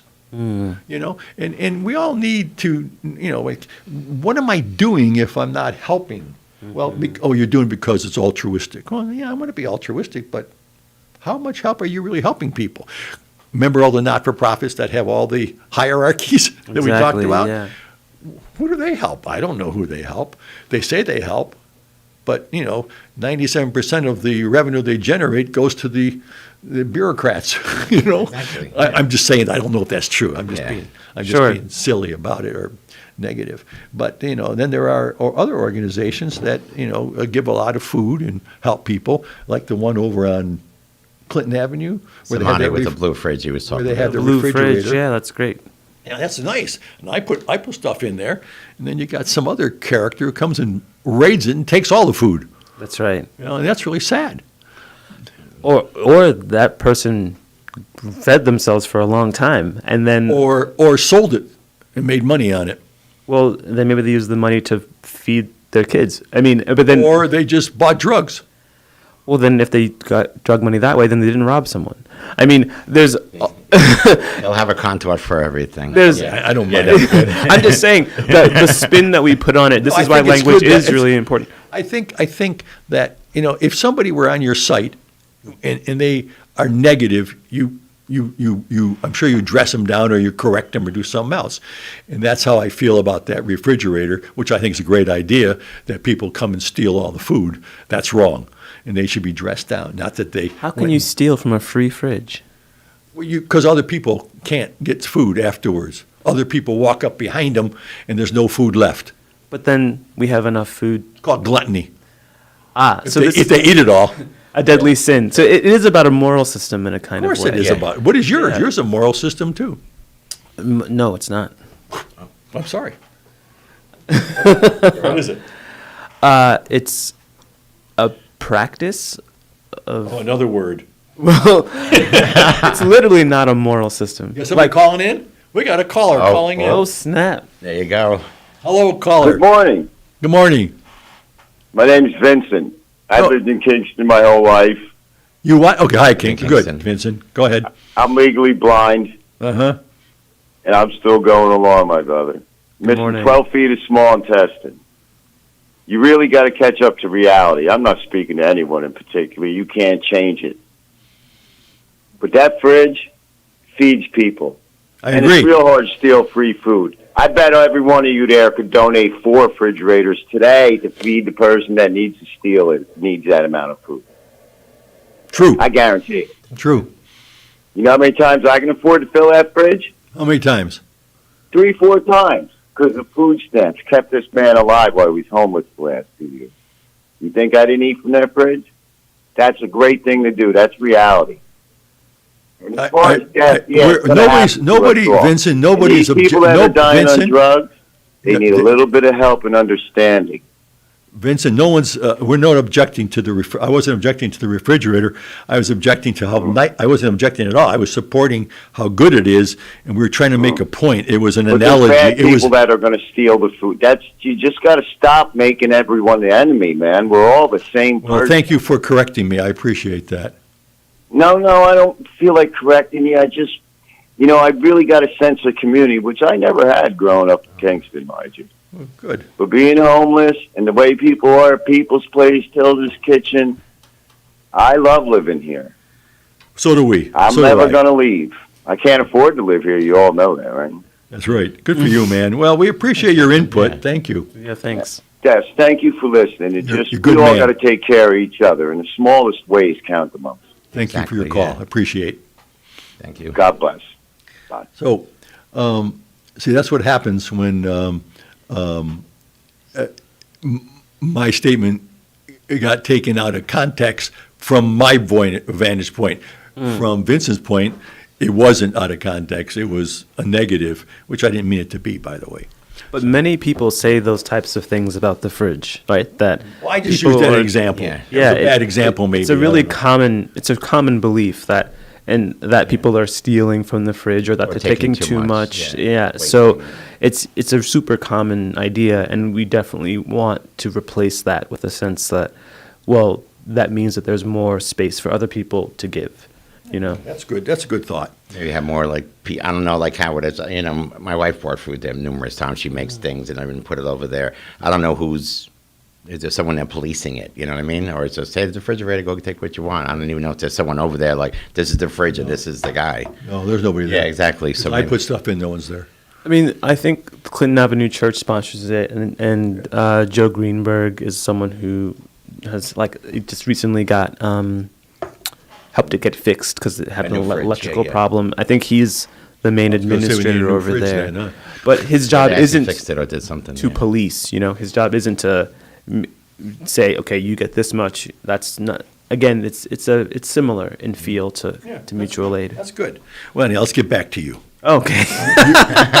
Get 'em. We want to talk about Kingston Mutual Aid, or we did anyhow. We do. We do. Anytime. Yeah. Well, you did a good job. You've done a good job, and I think people get a sense of what Kingston Mutual Aid is. Now, what's the website? So go on to Facebook and search for Kingston Mutual Aid. That's it. That's Simple. it. No .com. Nope. We are. We don't think about .coms. No, .com. Because again, an organization would need a .com. There you go. Silly me. Well, Facebook's a good forum because it's you can follow it, and Facebook's a great forum for what you're doing because it's social, first of all, and secondly, it's something that you can follow through the history of it and things like that. Exactly. See, Dan always has great input, doesn't he? Yeah, no, he's always, he does. Yeah. So, I was trying to think, how many moderators do you have? Right now we have, let me count because it's a always changing lineup, but we have myself, Michael, Andrea, Carrie, Mika, Teresa, thank you, and Barbara Marie. So 7. That's good. And do they take time, different times, or they just show up? Oh, That's is the it? question. It's a free for all. It's a free for all. At times, yes, So we exactly. can have all 7 at one time? Sometimes we have our own moderator thread and we're trying to keep up with things. And So who moderates the moderators? I'm just kidding. I'm just kidding. that's a really good question. Yeah. Yes, you like that? You want to get on that? You can moderate. Oh, I can see me on that. Yeah. 2 minutes, you're out of here, Ed. Exactly. I know, you're out. You're out, Tom. You're out, Tom. Okay. So how many, you don't know the numbers, so I can't ask you that. Don't know the Is there How numbers. many people, come on to the site? Oh, I can tell you that. good. There are 3,400 members on the Facebook page, which is enormous considering now not everyone is within the city limits. There are people, but even for Ulster County, that's something like 13% of Kingston's population. That's a huge amount. That's pretty good. Now, I will say that there are some people who are members who I think are on the page just to watch. Yeah, just Yeah. to observe. That's not my favorite part of it. Observe and judge from afar. Yeah. So we've had situations where people have screenshot someone after they've made an ask and then they they send it to their. We've had it. Some people sent to their employers. We've had it sent to their people sent to yeah, their family members. Terrible. There's some folks out there who, again, I think they experience like the shame of seeing other people's need. They can't really handle it, and I think they might have a bit of need themselves, and they wish they could ask. So there's a kind of envy of people who will. That's a little mean-spirited. Mm-hmm. Yeah, To do anything like that. We got about 30 seconds left. Oh, sure. So why don't you take 30 seconds and wrap it up for me? A summary of who you are, what you doing. Oh gosh, my name is Kwame Holmes. I'm scholar in residence at the Human Rights Program at Bard College, and also an administrator for Kingston Mutual Aid, and just really grateful to have an opportunity to advance what I think is a sustainable way of doing culture and human relationship through this work. Well, I tell you what, I really enjoyed it. I've had a good time with you, and you. This was fun. Mike. Yeah, and maybe you'll come back another time. Okay. Anytime you'd like. Thanks a lot. Thanks for coming. Take care. Okay, Dan. Okay, and thank you. Thank you, Kwame Holmes, and thank you, Mike Enoch, and also, of course, Dr. Ed Alio. It's now at the bottom of the hour, and you're with us here on KCR, Kingston Community Radio, AM 920 and 92.5 FM, WGHQ. 55 degrees on this Monday, September 27th, 8:30 a.m. And this last portion of Kingston Community Radio was brought to you by Herzog's. Stop by Herzog's Home and Paint Center in the Kingston Plaza for all of your home building, maintenance, and painting needs, and discover the difference of buying local. Check out their website. There's always sales going on at herzogs.com. And we'll be right back after these messages. Thanks for starting your day with Kingston Community Radio on 920 WGHQ AM Kingston and 92.5 W223CR FM Kingston, New York. Magic 92.5.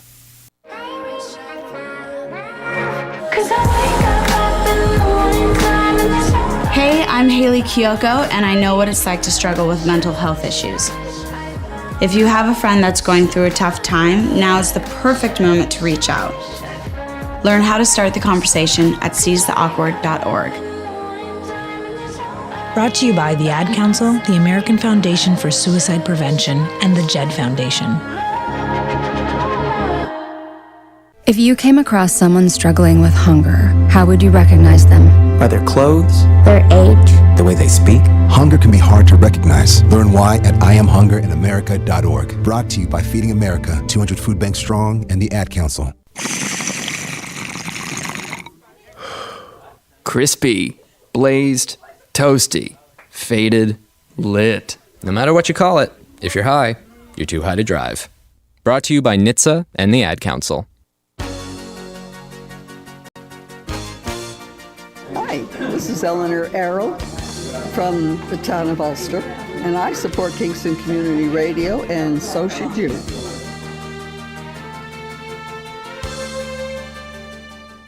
And today is Monday, September 27th, and it's 55 degrees here in Uptown Kingston. You're listening to WGHQ, AM 920 and 92.5 FM, and streaming online at mykcr.org. This upcoming portion of Kingston Community Radio is brought to you by Ulster Savings Bank. And let's get back to the on-air studio with Dr. Ed Alio and Mike Enoch. Thanks, Dan. Mike and I are sitting here, Mike Enoch and I. We're waiting for Dr. Pat Hines to call in. He's in Connecticut. He's going to call in shortly, and we're going to have another conversation. And I'll introduce him when he comes in, but the discussion is going to be on suicide. And he has experience and expertise in that area. But it goes along with some of the stuff you and I were talking about, Mike, with Kwame, about people's need and what they do and enabling and stuff like that. And what happens to individuals under those conditions, you know, and we know people overdose and die. I wonder if people really, when they overdose, intentionally overdose. Yeah, sometimes with that, it's more of a, like the desperation of the addiction. It's like, I hope I don't wake up sometimes like that. I know there's many times in mine when I woke up the next morning, it's like, oh my God, what did I do?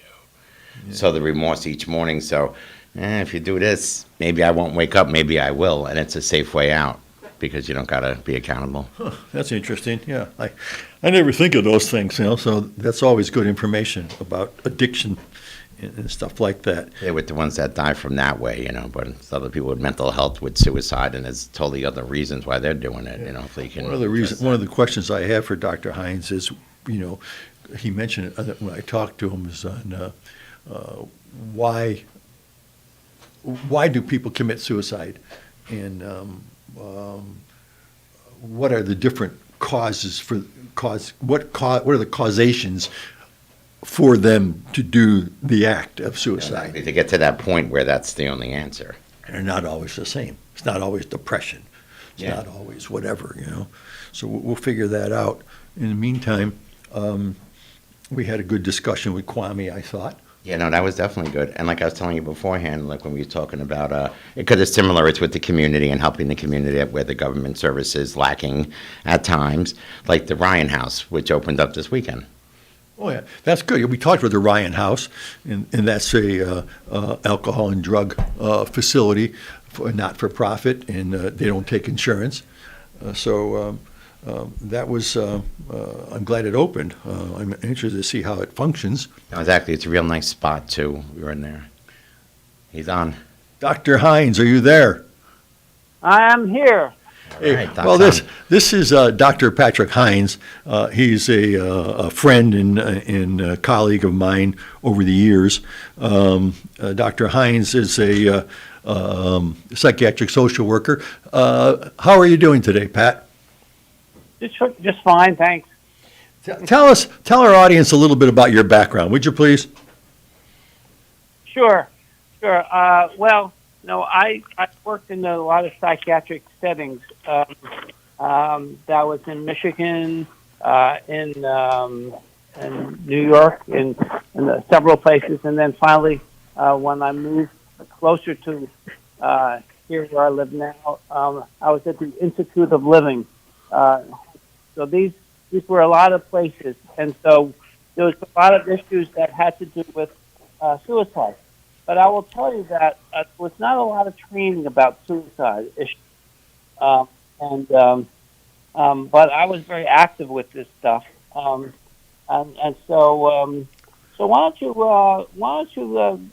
what kind of things are you concerned about, or what would you like me to help you with? Well, I was thinking that, you and I spoke for a short time. I don't hear him too well.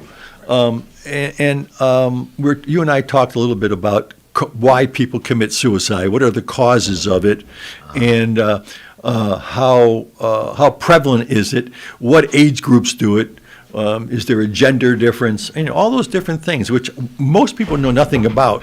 So how does that work, Pat? What are the causes, for example? Well, there's lots and lots of causes for suicide. Some people are dying with cancer or something else, or all sorts of things happen. And so the most important thing is that make sure that we actually are talking to people and finding out what's going on. So that's the most important. So there are, no matter what it is, even if it's somebody dying because some other thing, whatever it is, we can talk to people. People can be talked to, and to help them to resolve it, whatever this is. It's not always an easy thing, but it can be done. Yeah. So talking to them, I'm going to get feedback now. Talking to them, I understand that part. But what are the causes besides dying and depression? Generally, what motivates people to commit suicide? Well, again, as I said, there's not one thing, but I'll give you an example. Sure. For example, one of the situations that I was involved with was there was an adolescent who was he was in love with his car. He had this kind of race car sort of like thing, and and then he was just, his friends would come and ride with him, and that was the biggest thing in his world, his car, you know.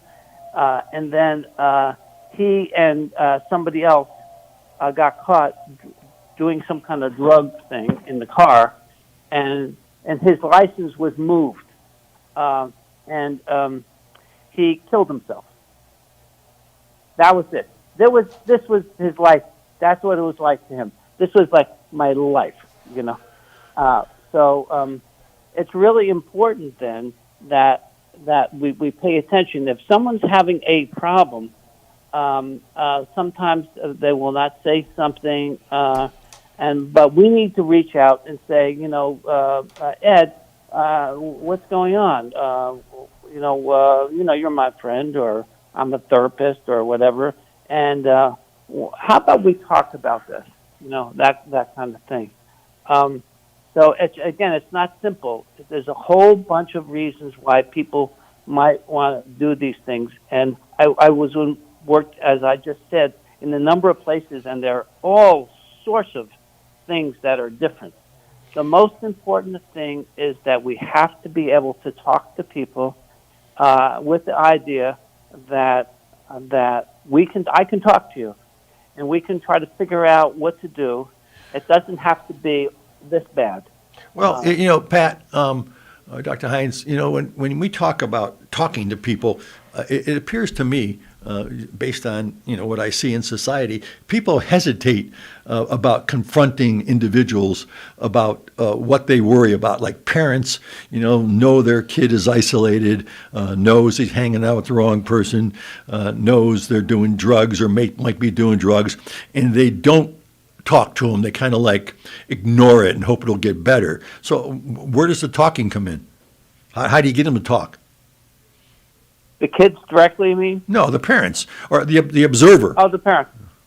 Well, you have to be able to talk to a parent and just let me give you an example with this. Sure. Okay. So I was talking to this medical guy, very high guy, rich guy, and whatnot, and he was just really upset because his son was not doing well at all. School, it was terrible. So he was. Everyone else is supposed to be great, you know, and I said, well, you know what? I think what you should do. Why don't you have him come talk to me? And he said, okay. So he came, and then I said to him, now this wasn't necessarily a suicide thing, but it's the same kind of model here. And I talked to him. He was a nice kid, you know, and I had some things that I assessed, okay? And one of those things with kids, of course, that can be a problem is attention deficit disorder, you know. And so I talked to him, and I had a way of looking at this stuff and asking him some questions. And every time I would say, does this sound like you?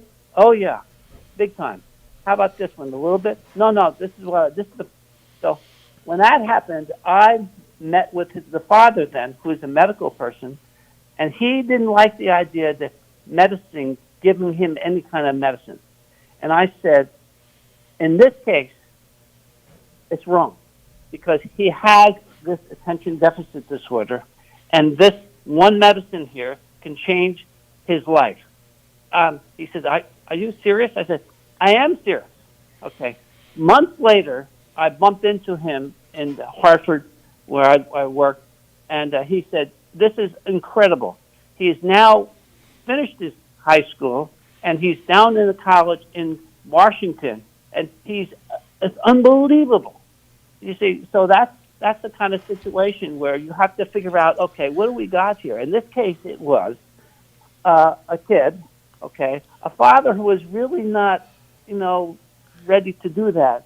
Uh-huh. But I was able to help him to do something else, and it changed his life. It changed the whole family. Mm-hmm. Pat, we have Michael Enoch here. He's a friend of mine. He has a question for you. Yeah, actually, because that person came to you, and what I do for a living, I deal with people in that situation. So, they're in services, they're getting help. What about the people that don't have a doctor friend or don't have someone to call. I think I was trying to find out like what are the causes, because once they're in services, like once they go to a doctor or something like that, then it's like, all right, they're getting help that way. But what signs to look for if we're not a professional, if we don't know what to look for? You know, because I know a lot of times with people, you know, when I meet with them, because I work in substance abuse services, and people are very upset when they come in and very hopeless. So it's a little different than, being suicidal. So what are the signs that people should look for in individuals? I know there are many, many, but, what are the typical or atypical signs of people who are maybe suicidal? Well, I've never had a problem when I wasn't with someone and would say, now listen, so what's going on? So I never had a problem, and I've done it for hundreds and hundreds of times. I haven't had that issue. I really haven't. If people were coming in and I talked to them and I was open with them and say, well, what's going on? I mean, they will do things, Yeah. I I understand that. I understand that part, but that's when they get to you. How does the layperson know the signs that they should be looking for in a family member or friend or anybody who's not coming in and jumps off the bridge? How do they know that? What are the signs? There must be something. Well, that can happen. Now, as you were just saying this, I was thinking about when I was working in the Institute of Living for a long time, and a young woman came over, and then I was talking to her about her family, and it was clear she was having a lot of problems. Right then, I knew she needed to be medicated too.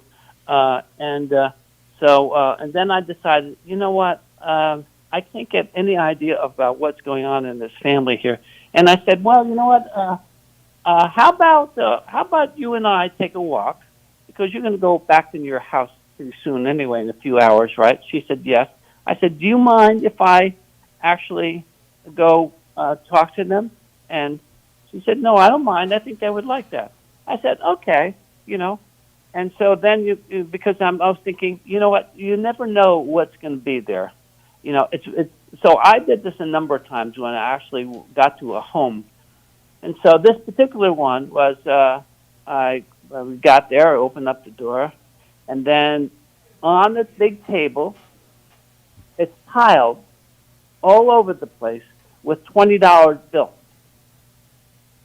Huge amount.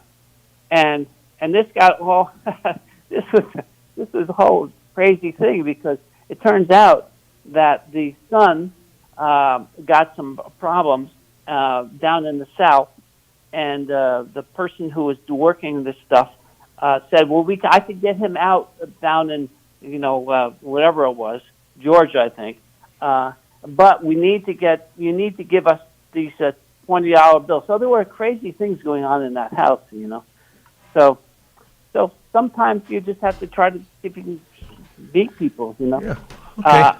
But the point, Dr. Hines, the point I guess that Mike was asking is, how does the layperson know the signs? Not Pat Hines, who gets to talk to the person and can help them. How do we get them to you? How does the person know what to do? What are the signs? Well, if you're saying that people are not really watching things, or not looking at things, or not paying attention, and then they see something really awful, and they don't even think about it. Well, I don't know what to do with that. Well, I guess maybe I don't know if it's awful or not, but let's say maybe it is awful. I mean, maybe somebody is in their room all the time and they're not coming out, or they cut themselves and the parents ignore it, or they don't know what to do, or they pull their hair out and they don't know they're pulling their hair out. What are the other? Those are signs that I just gave you. What are other signs that people have? Well, first of all, if you're saying that people are pulling hair and cutting themselves, it would be not as, I hardly ever had that situation. It's more likely that somebody's calling me and said, I don't know what to do with Janice here, but she's doing this and she's doing this and she's doing this. And so that's my experience. What is Janice doing? Yeah, what are the things that they call you about that she's doing? Well, whatever things that just don't make any sense. You know, the parents, mostly the parents are, recognize those kind of things, that this is a problem, and they don't know what to do about it. And that's when, I've forgotten what your name, sir, but I know you have, so you do this stuff, and you get called, I get called, or I used to get called. I'm not doing it right now because I'm doing some other stuff now. So I don't know if that's the best I can say, Ed. Yeah, because like when they come to me, they're already kind of in things. So that's like the kind of dialogue that we open up because we need to talk about that. There's specific questions. And if someone says, like when I worked in detox, if someone was feeling it, you ask them, do you got a plan? Okay, a different avenue of discussion maybe. During the pandemic, is suicide up, do you know, or do we have any idea? Is there more suicide, people hurting themselves more out of frustration? Do you know? Oh, I don't know. I haven't been doing this for a while now, so the pandemic is not some of what I've been doing. Yeah. But I'm sure with the pandemic, the numbers have gone up because of the isolation and the disconnect from people. You know, Michael and I were just talking about drug use and people who are shooting up.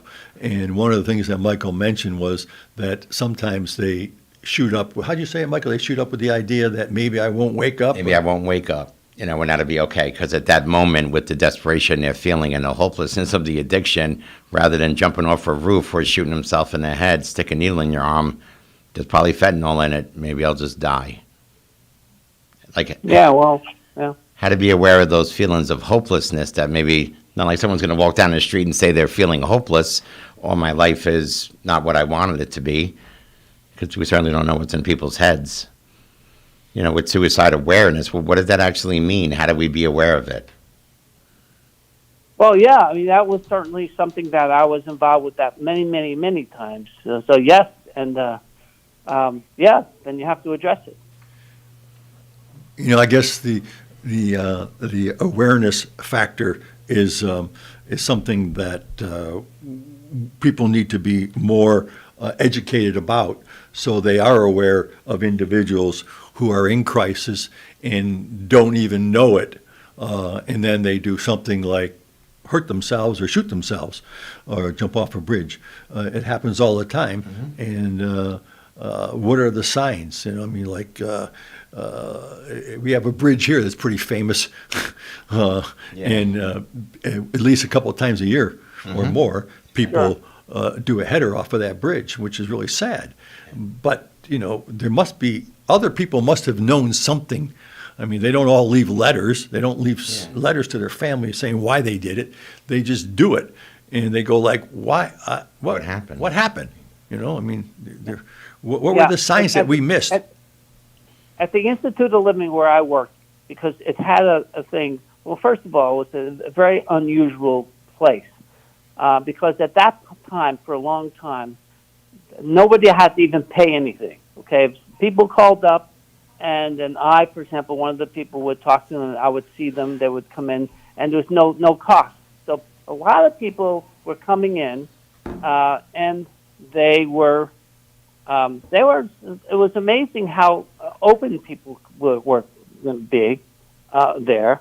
I'll just give you an example, just how kind of weird it can be at times. So this woman came in, and she said at one of the times, I'd seen her a couple of times, and she says, "Well, I bought a what do you call that? What's that kind of knife that the Italians have? A stiletto. A stiletto. A stiletto. Yeah." She says, "Well, I'm feeling better with this. I've got a stiletto." I said, "I'm sorry, you have a stiletto?" Yes. You know what a stiletto is? Yes, I know what a stiletto is. Oh, why are you getting this stiletto?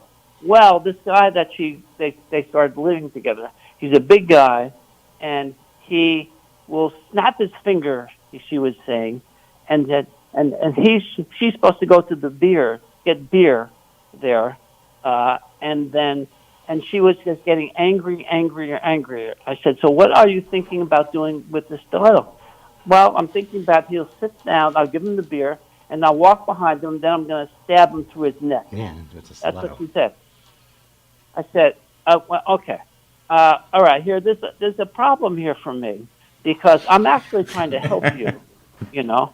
And now if you stab him, he's going to be dead, and you're going to be in prison for years. I said, but you know what? I think you're a pretty strong person and smart person. So here's what I think you should do. I think next week you should come see me. But I bet that you're going to come in this time and give me a much better thing for you too and him. So she said, "Oh well, maybe I can do that." I said, "Oh good, because I don't want you to be in prison. I don't want you to kill him." So she came in the next week, and she was happy. I said, "Well, how you doing?" "Good." I said, "Well, what happened?" "Well, I have a great. It's working great. I'm really happy now." I said, "Would you mind telling me?" She said, "Sure." So what I did is now in a little while, by the way, before she told me this, psychiatrist who was coming from England now called me and said, "Dr. Hines, I'm sure you don't know this, but this lady came in and she was telling me about this stiletto." I said, about that, what she did is she says she puts pee in his beer. Pee in his beer. I said, she urinated in his beer. I know that. Yes.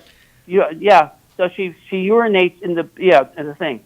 And so the doctor said, "So what about it?" I said, "Well, she was going to kill him, and now she puts a little tiny beer, a urine in his, gives it to him. He likes the beer just like that, and I don't think it's going to hurt him." She said, "Oh my God!" She said, "This is United States. Oh my God, what kind of place are you?" So. Well, okay, so that's kind of a offshoot of suicide. It's like anti-suicide. Let's kill the other guy. Then I'll feel better. I'll feel better. Once So he's at dead. least she worked it out. Yeah, so she peed in the thing. It's a combination of stilettos, urine, and beer. Yeah, that works. and she's still alive, and so is he. That's great. That works out. Well, unfortunately, about 10 months after that, she died from a sickness. Oh. But it wasn't. Yeah, it was. I felt bad about it. But it was amazing how well she had done, given what she had to deal with. Yeah. Well, I guess that's better than suicide. Yeah, or getting out of the abusive relationship with the snaps. So she was already emotionally upset, and I guess she could go from killing to suicide. And I guess that saved someone's life for a while. Yeah, absolutely. Yeah. Good time. So. Yeah. So with that being said,